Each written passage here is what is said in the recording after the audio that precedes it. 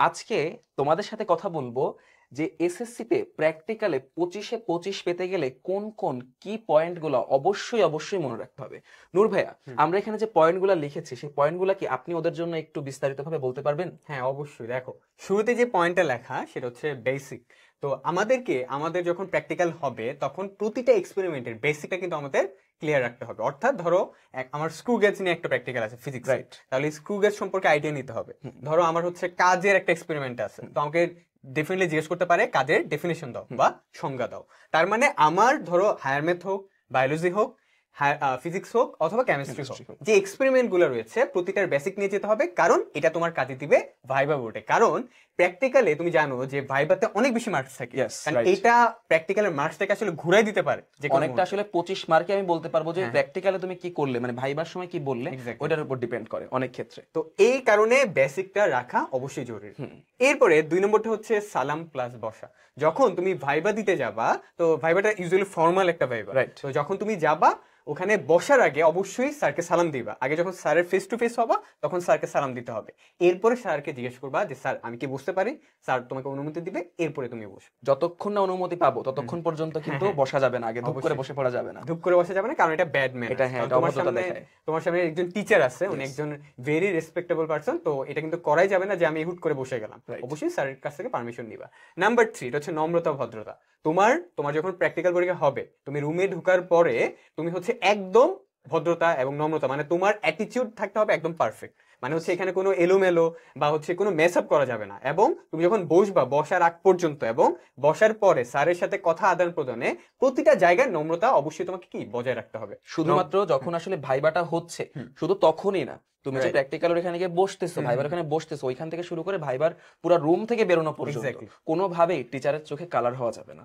ঠিক আছে, এটা খেয়াল রাখতে হবে। খুবই গুরুত্বপূর্ণ পয়েন্ট, কালার হওয়া যাবে না, কারণ এটা আসলে পরে ব্যাড ইমপ্রেশন দিবে, ওর মার্কস কিন্তু কমে যেতে পারে। কারণ একটা কথা বলি যে প্র্যাকটিক্যালে যে 25 মার্কস, এটা কিন্তু খুবই গুরুত্বপূর্ণ এফেক্ট ফেলবে তোমার বাকি মেইনটাই। হ্যাঁ, মেইনটাতে। কারণ হচ্ছে 75 মার্কস আর বাকি থাকে 25 মার্কস। এই যে এটাতে যদি একটু এদিক সেদিক হয়, ওখানে কিন্তু ঝামেলা হতে পারে। কারণ আমরা অনেক ক্ষেত্রে দেখি যে 79 পায় কিন্তু হচ্ছে A+ পায় না। এটা কিন্তু খুবই দুঃখজনক, খুবই রিগ্রেট হয়। তাই 25-এ 25 তোমাকে পেতেই হবে, প্রতিটা মার্ক অনেক বেশি ইম্পর্টেন্ট। দেবাশিস দা, অলরেডি আমি 3টা মোটামুটি এক্সপ্লেন করে দিছি, বাকি 2টা একটু আপনি এক্সপ্লেন করে দেন। বাকি 2টা পয়েন্টটা অনেক বেশি গুরুত্বপূর্ণ। কেন গুরুত্বপূর্ণ দেখো, এখানে আমি একটা কথা লিখেছি যে অ্যানসারে চেষ্টা করবা বাড়ির আশেপাশ থেকে অন্তত ঘুরে আসার।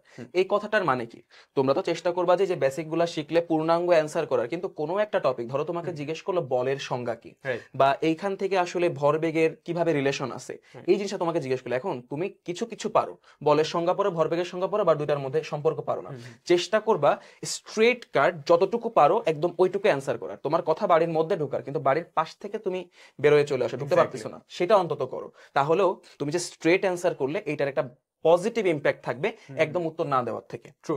এখন যদি এমন হয় যে এমন একটা প্রশ্ন করলো যেটার উত্তরও পারেই না, সেই ক্ষেত্রে কি করতে হবে? সেই ক্ষেত্রে না আসলে এমন কিন্তু হবে না যে টিচার তোমাকে 5টা কোশ্চেন করলে তুমি 5টাই পারবা, এটা নাও হতে পারে। কারণ টিচার তার মধ্যে 2-3টা কোশ্চেন এমন করবে যেটা তুমি পারার কথাই না। ওইটা কেন করে টিচার? আসলে ওইটা করে হচ্ছে যে ও কত সুন্দর করে, কত স্ট্রংলি না বলতে পারে সেটা দেখার জন্য, ও কি আসলে ঘাবড়ে যায় কিনা এটা দেখার জন্য। ওই টাইমটায় তুমি কখনোই ঘাবড়ে যাবা না এবং কিছু কথা বলবা না যে স্যার এটা আমি কখনো পড়িনি, এটা আমি পারি না, এরকম কথা বলবা না। বলবা কি যে স্যার এই মুহূর্তে এই জিনিসটা আমার মাথায় আসতেছে না, কিন্তু আমি তো স্টাডি করেছিলাম। খুব সুন্দর ভাবে বলবা। এবং তুমি যে পারোনি নিজের মধ্যে কখনোই রিগ্রেটটা রাখবা না, আমি পারিনি। যদি রাখে তাহলে কিন্তু পরের কোশ্চেনে আবার ঘাবড়ে যাবে। ঠিক আছে, তুমি জাস্ট এটা মাথায় রাখবা যে আমি কি সুন্দর করে নাটা বলতে পারলাম, সুন্দর করে না বলাটাই হচ্ছে ওই প্রশ্নের উত্তর। ঠিক আছে না? তো নূর ভাইয়া, আমি তো বিষয়টা বুঝাই দিলাম, আমাদের আর কি কোনো টপিক বাকি আছে? আসলে হ্যাঁ, একটা টপিক আসলে আমাদের মিস হয়ে গেছে, বাট এখন বলতে হবে, সেটা হচ্ছে প্র্যাকটিক্যাল খাতা। অনেকে টেনশন করে, ভাই আমি তো প্র্যাকটিক্যাল খাতাটা লিখছি পুরোপুরি, কিন্তু এখন এখানে সাইনও আনছি, সব আছে, কিন্তু চিত্রগুলো সুন্দর হয় নাই, লেখাগুলো একটু খারাপ হয়েছে। তো আমি যখন প্র্যাকটিক্যাল খাতা নিয়ে যাব তখন টিচারে কি করে আসলে প্র্যাকটিক্যাল খাতাটা দিয়ে, মানে এটা কতটা ইফেক্ট ফেলে? আচ্ছা, প্র্যাকটিক্যাল খাতাটা হয়তো অনেক বেশি ইফেক্ট ফেলবে না, কারণ টিচার ওটা দেখে আসলে মোটামুটি দেখে যে তুমি সবকিছু ঠিকঠাক লিখেছো কিনা, ওই যে শুরুতে যে সূচিপত্রটা থাকে সেগুলো ঠিকঠাক মতো লিখেছো কিনা, তোমার নাম টাম ঠিক আছে কিনা, দ্যাটস ইট। আর প্রত্যেকটা জায়গায় তোমার স্কুল বা স্কুলের টিচারের সই আছে কিনা, এটাই আর কি চেক করে। কিন্তু ওইখানে একটা জিনিস ইম্পর্টেন্ট, ওইখানে বসে যে পরীক্ষাটা হয়, এক্স্যাক্টলি, হ্যাঁ, তোমরা চেষ্টা করবে ওইখানে বসে যে পরীক্ষাটা হয় ওইটা আসলে সবাই আমরা দেখে দেখে করার চেষ্টা করি, নিজে নিজে করার চেষ্টা করবা, তবুও চেষ্টা করবা কিছু না কিছু লেখার। এক্স্যাক্টলি, ফাঁকা রাখা কোনো যাবে না। খাতা ফাঁকা রাখবা না। তোমাকে বল চাইছে, তুমি বল সম্পর্কে যা জানো, ধরো যে অ্যান্সার চাইছে ওটা পারতেছো না, কোনো জায়গা থেকে মহান সৃষ্টিকর্তাও তোমাকে আশেপাশ থেকে হেল্প করতেছে না, তুমি এই মুহূর্তে যা জানো ঢালাও লিখবা, কিন্তু কোনোভাবেই খাতা ফাঁকা রেখে আসবা না। দেখো তোমাদেরকে কিন্তু আমরা এটা উৎসাহী করতেছি না যে তোমরা খাতা ফাঁকা রেখে আসো বা তোমরা হচ্ছে অন্য কিছু অ্যান্সার করো, তোমরা টিচারদেরকে না বলো। এগুলা কখন করবা? যখন তুমি আসলে বেঁধে যাচ্ছ।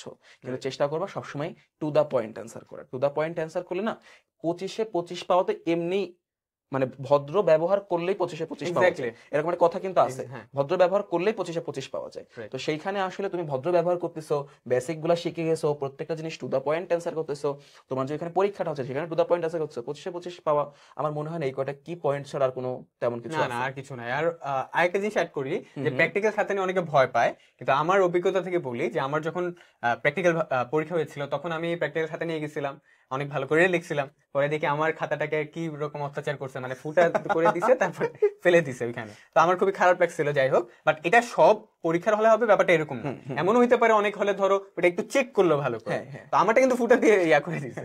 তো অনেক জায়গায় এমন হইতে পারে যে ওইভাবে চেকই করলো না, তুমি রিস্ক নিবা না। ডেফিনেটলি তোমার যাতে সবগুলা প্র্যাকটিক্যাল লেখা থাকে, মানে তোমার যদি কোনো এক্সপেরিমেন্ট এখনো লেখা বাদ থাকে তুমি অবশ্যই লিখে যাবা, সবগুলো লিখে যাবা, ঠিক আছে? এবং সব জায়গাতে যাতে সাইন থাকে এটা এনশিওর করবা, মানে কোনো রিস্ক নেওয়া যাবে না ভাইয়া।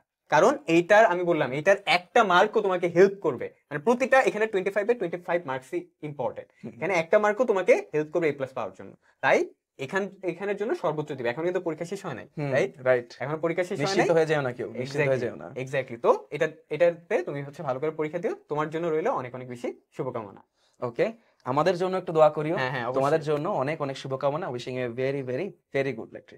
আল্লাহ হাফেজ, আসসালামু আলাইকুম।